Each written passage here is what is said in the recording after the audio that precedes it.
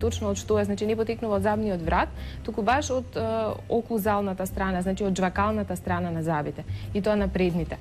Понатаму може да се манифестира со главоболки. Постојат пациенти кои што навистина страдаат од некои нетипични главоболки, а тие потекнуваат баш од проблеми со зглобот, бидејќи тие масивни движења и масивни притисоци што ги трпат мускулите се пренесуваат преку зглобот, значи го иритираат нервниот систем и тие имаат главоболки, таков тип на проблеми. Дури се гледаат пациенти кои што многу долго и масивно шкрипат, имаат и така наречена квадратеста глава и поизразени мускули бочно на вилицата. Понатаму се јавува со хоризонтална рецесија, нарекуваме ние, или губење, односно хоризонтална загуба на коска, значи губење на коска и појава на пародонтални џебови. Може да се појават пациенти со генерална загуба на коска и џебови и таа да потекнува баш од шкрипењето.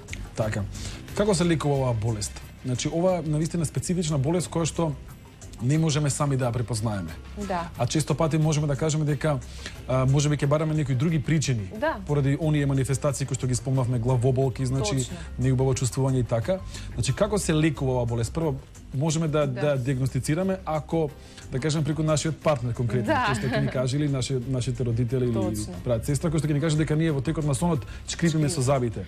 Најдобро би било да се отиде кај стоматолог. Значи понекогаш заради тие главоболки почесто се јавуваат пациентите нели кај матичниот општ лекар.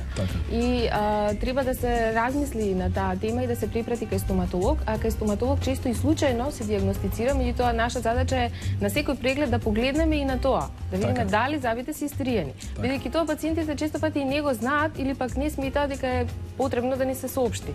Меѓутоа постојат знаци како ние го препознаваме бруксизмот.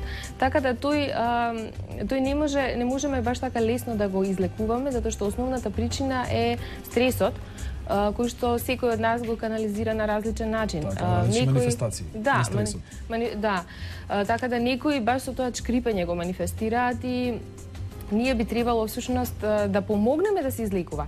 Основното решение е елиминирање на стресот, а ние помагаме со тоа што изработуваме едни ноќни чувари. Тоа се едноставни справички, ноќен чувар се нарекуваат, од англиско говорно подрачје потекнуваат, од германското се шиница, бруксизам да речеме. Тие се едноставни, прозирни, не пречат, се ставаат значи на зъбите, идеално пасуваат на зъбите и се поставуваат ноќе така да спречуваат зъбите понатаму да се тријат. Инаку може да доведат нели подолгорочно до поголеми болки кои што тешко понатаму може да се спречат. Кога станува збор за лекување на оваа или третирање на оваа болест, дали ноќниот чувар кој што вие го спомнавте е најдобар лек или постојат и други лекови на пример?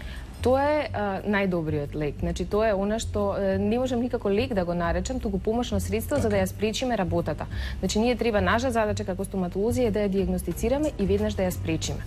А пациентите понатаму им добиваат инструкции како да се справат со стресот и ноќните чувари не се некои скапи апаратчиња, чинат колку 2-3 пломби да речам.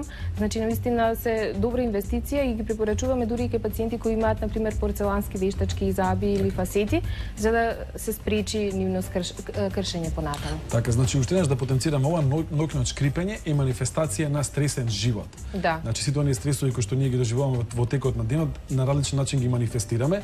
Еден тип на таков, значи еден вид на манифестација е ова ноќно шкрипење или така наречениот бруксизам. Го спомнавте ноќниот чувар како помошно средство кое што ефикасно дејствува при лекувањето на условно кажано оваа болест, на изабување и преголема осетливост на зъбите. Кажете ми колку време треба да се користи ноќниот чувар? Ноќниот чувар е препорачено да се користи секоја вечер, значи пред спиење да се става, тој се прави така да идеално пасува и не пречи никаде, ни на мекото ткиво, ни на зъбите и ги спречува зъбите директно да удираат. Може да се носи долго време со години и кога ќе видите дека е веќе изабен или прегризан на некои места заради силниот притисок, тогаш се увате повторно кај стоматолог и се изработува нов. Инаку бруксизмот е појава на многу силен притисок меѓу зъбите, не физиолошка, не природна, која е до 6 пати поголема од притисокот што нормално го трпат, а тој е онака голем. Значи од 100 до 600 килограми на сантиметар квадратен. Ако може тоа никој да го замисли, тоа е навистина многу голема сила. Така. Ви благодарам на разговорот ова утро. Верувам дека ги информиравме гледачите повеќе за ова латентна или прикриена состојба или појава, која што тешко се открива, меѓутоа представува причина за различни манифестации, главоболки и така, значи неубаво чувство на самата личност која што има оваа болест. Јас уште еднаш ви благодарам и се гледаме во наредниот пат, а ние продолжуваме малку со музика, а потоа се враќаме во студиото.